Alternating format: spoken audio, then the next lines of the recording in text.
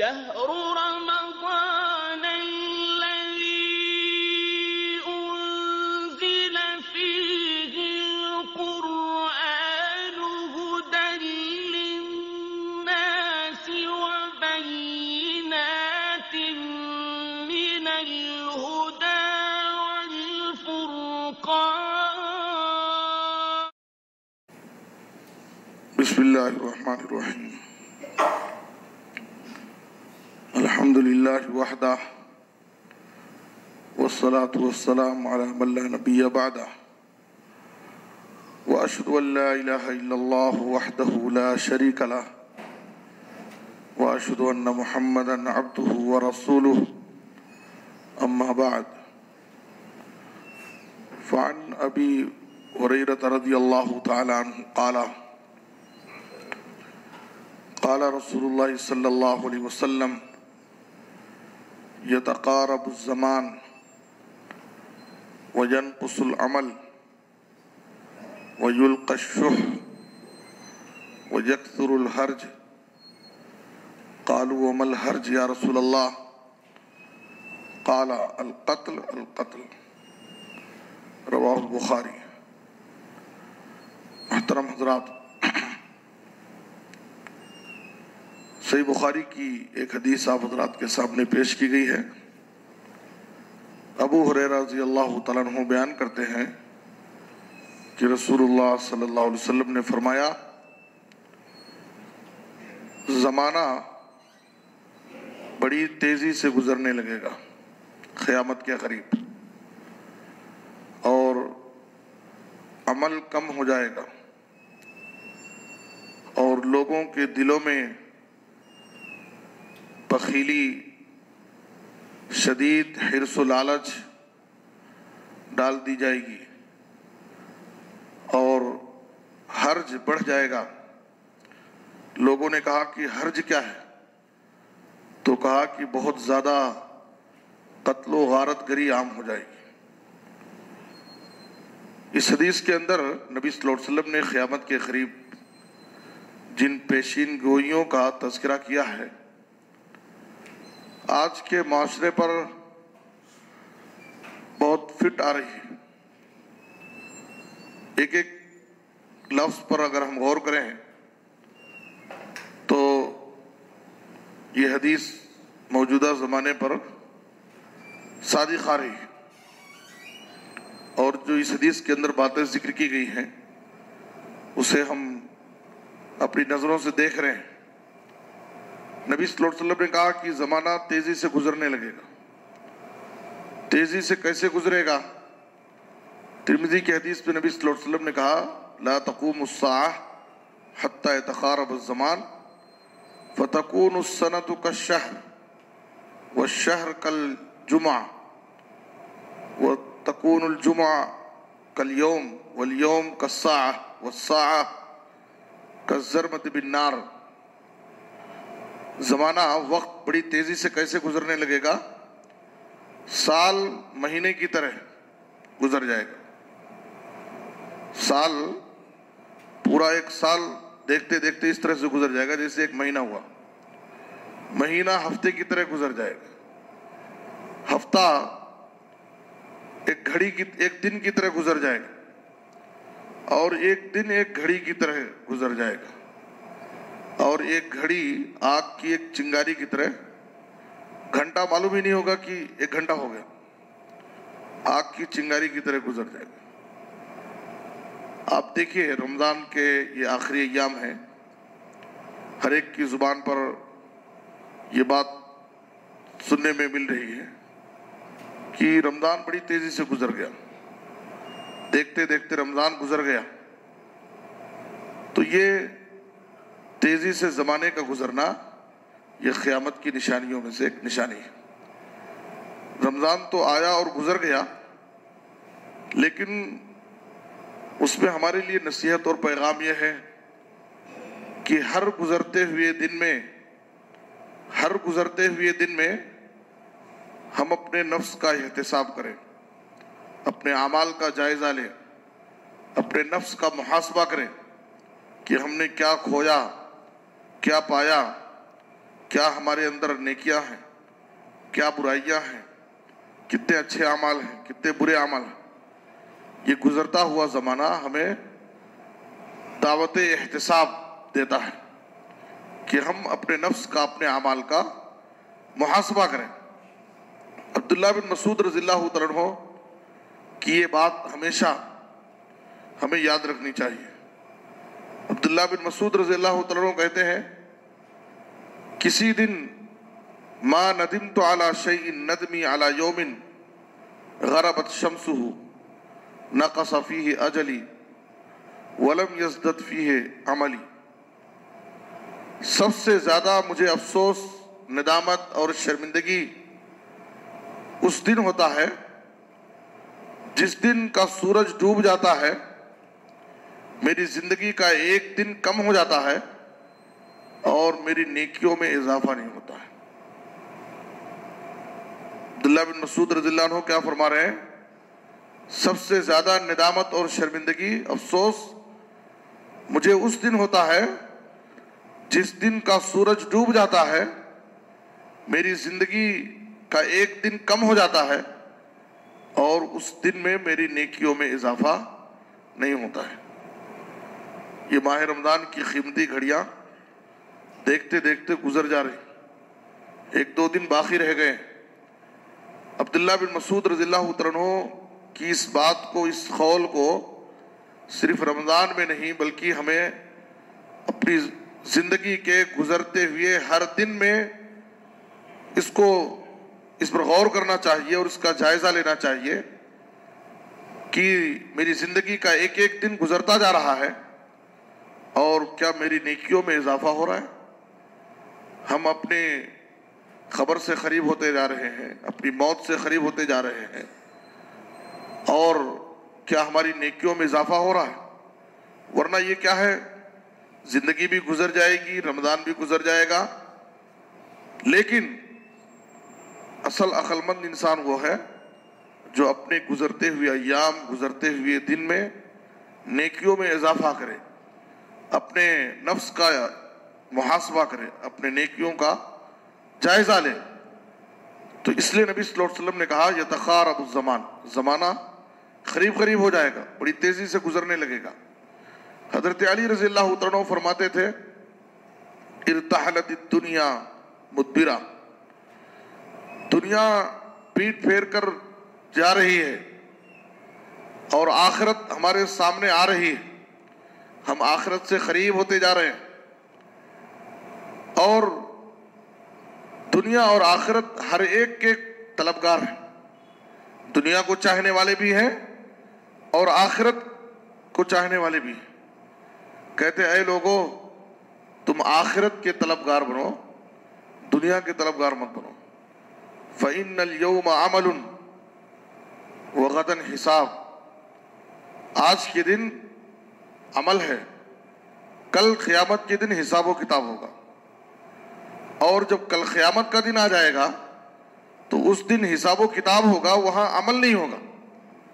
وہاں انسان دنیا میں آ کر کے عمل کرنے کی خواہش تو کرے گا، تمنا کرے گا، اللہ سے مہلت مانگے گا کہ اے اللہ تو مجھے دنیا میں بھیج دے، میں نیک عمل کروں گا، لیکن اس کو مہلت ملنے والی نہیں ہوگی. تو اس لیے جو بھی عمل کرنا ہے وہ دنیا کی زندگی میں کر لو، یہ عمل کی جگہ ہے، آخرت حساب کی جگہ ہے، اور آخرت میں حساب و کتاب ہوگا، وہاں عمل کا کوئی موقع نہیں ہوگا.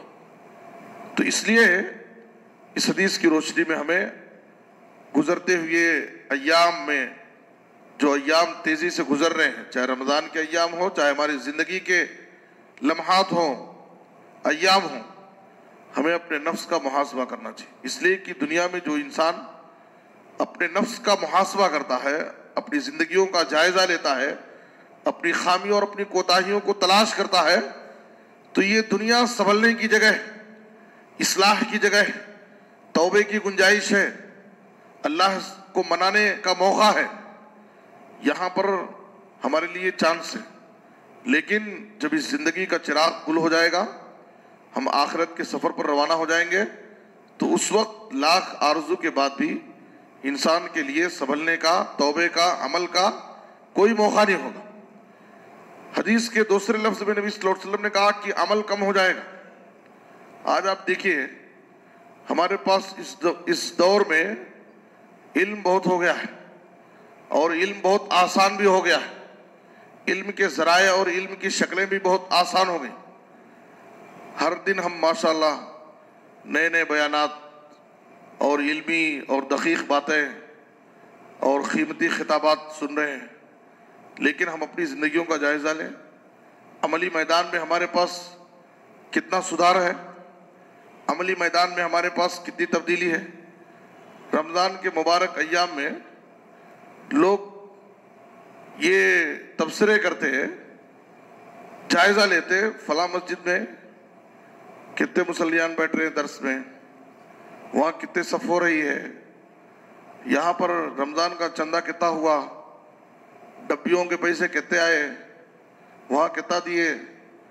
سب یہی تبصرے ہو رہے ہیں، کتنے لوگ بیٹھ رہے ہیں، کتنے لوگ آ رہے ہیں، لیکن عملی میدان میں کیا تبدیلیاں ہیں مسجد کے اندر، اس پر ہمارا جائزہ نہیں ہے۔ اصل چیز کیا ہے؟ عمل ہے۔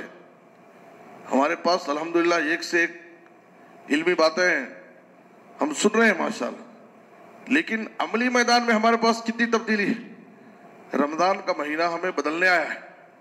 ہر شخص اپنے نفس کا جائزہ لے، اپنی زندگیوں کا جائزہ لے، اپنی گھریلو زندگی کا جائزہ لے، اپنے معاملات کو دیکھے، اپنے لین دین پر غور کرے، اپنی فیملی کی زندگی پر غور کرے، اپنے کاروبار کا جائزہ لے۔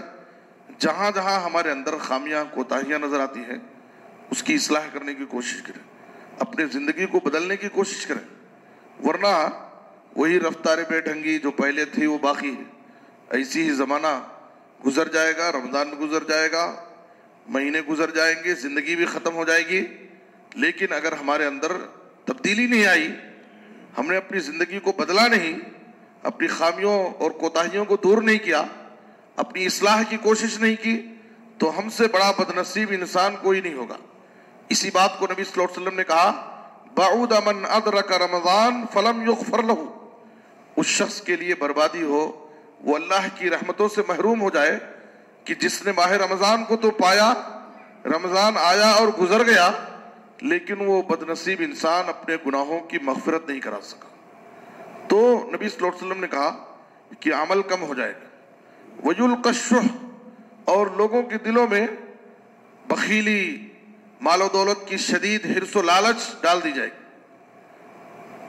آج آپ دیکھیے مال کی محبت ہی ساری برائیوں کی جڑ ہے۔ بخل، شدید حرص و لالچ ہی تمام فتنوں اور برائیوں کی جڑ ہے۔ آدمی کے دل میں جب زیادہ حرص و لالچ ہو جاتی ہے تو وہ آدمی جھوٹ بولتا ہے، دھوکہ دیتا ہے، اور حلال و حرام کی تمیز نہیں کرتا ہے، نمازوں کو ضائع کرتا ہے۔ ایسے ماہ رمضان میں ایسے بدنصیب بھی ہیں جو مال و دولت کی حرص و لالچ میں، مال کی محبت میں رمضان کے روزے بھی چھوڑ دیے۔ یعنی وہ رمضان کے مہینے میں اپنی دنیا بنا رہے تھے، دنیا کمانے کے چکر میں رمضان کے مہینے میں نہ انہوں نے روزوں کا اہتمام کیا، نہ ان کے پاس نمازوں کی قدر رہی، نہ رمضان کی دوسری عبادتوں کو انہوں نے انجام دیا۔ بس کیا ہے، میں ہارڈ ورک کرتا ہوں، میں تو بہت محنت اور مزدوری والا کام کرتا ہوں، مجھے روزہ رکھنا مشکل ہے، میں نہیں رہ سکتا۔ دیکھیے یہ ہارڈ ورک اور یہ زندگی کی مصروفیات، مشغولیات، تجارت، کاروبار، زندگی کا ٹینشن، یہ سب ختم ہونے والا نہیں ہے۔ زندگی کی آخری سانس تک یہ مسائل رہیں گے۔ یہ پیٹ بھرنے کا مسئلہ یہ زندگی کی آخری سانس تک رہے گا۔ جب تک انسان مٹی میں دفنایا نہیں جائے گا، اس کی آرزویں ختم ہونے والی نہیں۔ ہم ایسے ایسے جھوٹے بہانے بنا کر کے اور دنیا کے مسائل لا کر کے اگر ہم روزے چھوڑ دیں، نمازیں چھوڑ دیں اور رمضان کی عبادتوں سے غافل رہیں، تو ہم سے بڑا خسارہ اور نقصان اٹھانے والا کوئی نہیں ہو سکتا ہے۔ آپ صلی اللہ علیہ وسلم نے کہا کہ قیامت کے قریب آخری بات کہ قتل و غارت گری بہت بڑھ جائے گی۔ قتل و غارت گری کیوں زیادہ بڑھے گی؟ وہ مال کی حرص کی وجہ سے۔ جب آدمی، لوگوں کے دلوں میں مال کی حرص و لالچ پیدا ہو جائے گی تو حرص و لالچ آدمی کو کچھ بھی کرنے پر آمادہ کرتی. مال کا حریص انسان، بیٹا اپنے باپ کو قتل کر دیتا ہے، بیٹا اپنے بھائی کو قتل کر دیتا ہے. تو حرص و لالچ ہی آدمی کو قتل و غارت گری پر بھی آمادہ کری. اسی لیے دوسری حدیث میں آپ نے کہا وَاتَّقُوا الشُّحَّ فَإِنَّ الشُّحَّ أَهْلَكَ مَنْ كَانَ قَبْلَكُمْ حَمَلَهُمْ عَلَىٰ أَنْ سَفَكُوا دِمَاءَهُمْ وَاسْتَحَلُّوا مَحَارِمَهُمْ. اے لوگو، شدید بخیلی حرص و لالچ سے بچو، اس لیے کہ اس چیز نے تم سے پہلے کے لوگوں کو ہلاک کر دیا، اور یہ وہ چیز ہے جس نے لوگوں کو دوسروں کا خون بہانے اور اللہ کی حرمتوں کو پامال کرنے پر آمادہ کیا. تو اس لیے ہمیں ان سب چیزوں سے بچنا چاہیے.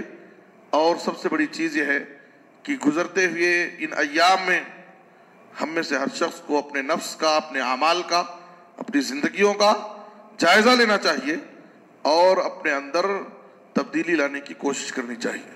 جب تک ہم اپنے آپ کو بدلیں گے نہیں، اپنی خامیوں کی اصلاح نہیں کریں گے اور اللہ رب العالمین کی بارگاہ میں صدق دل سے تائب نہیں ہوں گے، یاد رکھیں کہ ہم دنیا اور آخرت میں کامیاب نہیں ہو سکتے. جب انسان سنبھل کر زندگی گزارتا ہے، اللہ کا تقوی اختیار کرتا ہے اور ایمان والا بن جاتا ہے، تو ایسے لوگوں کے لیے اللہ تعالیٰ نے دنیا میں بھی چین و سکون، خوشحالی، عزت اور کامیابی کا وعدہ کیا ہے، اور آخرت میں بھی ایسے لوگ ہی کامیاب ہوں گے. اس لیے نبی صلی اللہ علیہ وسلم نے جو اس حدیث کے اندر بیان کیا، زمانہ تیزی سے گزر جائے گا. زمانہ تیزی سے گزرنے کا ایک مطلب یہ بھی ہے کہ ہمارے اوقات میں برکت نہیں ہوگی، ہمارے اوقات میں برکت نہیں رہ جائے گی. دن گزر جائیں گے، ہفتے گزر جائیں گے، لیکن وقت میں برکت نہیں رہے گی. آپ دیکھیے ہمارے جو اکابرین ہیں، اسلاف ہیں، ان کی زندگیوں میں اللہ نے ان کے اوقات میں برکت دی تھی. 40 سال کی زندگی میں انہوں نے ایسے کارنامے انجام دیے، ایسی دین کی خدمات انجام دیے کہ آج 100 سال کی زندگی پانے والے لوگ ان کے لکھی ہوئی کتابوں کو پڑھ نہیں پا رہے، ان کو موقع نہیں. تو وقت میں برکت، اور وقت میں برکت کا نبی صلی اللہ علیہ وسلم نے ایک نسخہ یہ بتایا، من سرہ ان یمد لہ فی عمرہ ویزاد لہ فی رزقہ فلیبر والدیہ ولیصل رحمہ. جو شخص چاہتا ہے کہ اس کی عمر میں اور اس کے رزق میں برکت ہو، اور یہ دو ایسی چیزیں ہیں جو ہر انسان کی خواہش ہے. عمر میں بھی آدمی برکت چاہتا ہے، اضافہ چاہتا ہے، اور رزق میں بھی ہم برکت چاہتے ہیں. تو نبی صلی اللہ علیہ وسلم نے کہا کہ اسے دو چیزوں کا اہتمام کرنا چاہیے. فلیبر والدیہ، اپنے ماں باپ کے ساتھ وہ حسن سلوک کرے، ولیصل رحمہ، اور وہ صلہ رحمی کرے، رشتوں کو جوڑے. رمضان میں ہم نے بڑی عبادتیں کی، ماشاءاللہ ہماری ایک تراویح بھی نہیں چھوٹی، قرآن بھی ختم کر لیے ہیں، ایک روزے بھی نہیں چھوڑے ہیں، ایک نماز بھی نہیں چھوڑے ہیں. لیکن ہم اس بات کا جائزہ لیں، کیا ہم نے رشتوں کو جوڑا ہے؟ کیا ہم نے رشتوں کو جوڑا ہے؟ ہمارے رشتے جو ٹوٹے ہوئے تھے، جو ہمارے تعلقات بگڑے ہوئے تھے، ویسے ہی بگڑے ہوئے. ایک رمضان نہیں 10 رمضان آ جائیں لیکن ہم اپنے رشتوں کو جوڑنے کے لیے تیار نہیں. یاد رکھیں، یہ نمازیں، یہ روزے، یہ صدقہ اور خیرات ہی ہماری آخرت کے لیے کافی نہیں ہیں، بلکہ ہمیں اپنے معاملات کو اور بندوں کے جو حقوق ہیں اسے بھی درست کرنا ہے. والدین کے ساتھ حسن سلوک کرنا. ہم ساری مسجد کی حد تک ساری عبادتیں کر رہے ہیں، لیکن کیا گھر میں ہمارے والدین ہم سے خوش ہیں؟ کیا ہم ان کا حق ادا کر رہے ہیں، ان کی خدمت کر رہے ہیں، اور ان کے جو حقوق ہم پر عائد ہیں وہ ہم سے ادا ہو رہے ہیں؟ یہ بھی ضروری چیزیں ہیں. رشتوں کو جوڑنا، والدین کے ساتھ حسن سلوک کرنا، اپنے لین دین کو درست رکھنا، اپنے معاملات کو صاف رکھنا، یہ بھی سب ضروری چیزیں ہیں. ورنہ مسجد کی حد تک نماز روزے کی پابندی یہ ہماری کامیابی کی دلیل نہیں ہو سکتی. اللہ سے دعا ہے کہ اللہ تعالیٰ ہمیں جو باتیں کہی گئی ہیں ان کو سمجھنے اور اپنی زندگیوں میں ان پر عمل کرنے کی توفیق عطا فرمائے. اللہ تعالیٰ ہمیں اپنے نفس کا، اپنی زندگیوں کا، اپنے اعمال کا محاسبہ کرنے، جائزہ لینے کی توفیق عطا فرمائے. اپنی خامیوں کو دور کرنے، اپنی اصلاح کرنے کی اللہ ہم سب کو توفیق دے. ہمارے دلوں میں حقیقی ڈر پیدا فرمائے. آمین. صلی اللہ علیہ نبینا محمد و آلہ و صحبہ اجمعین.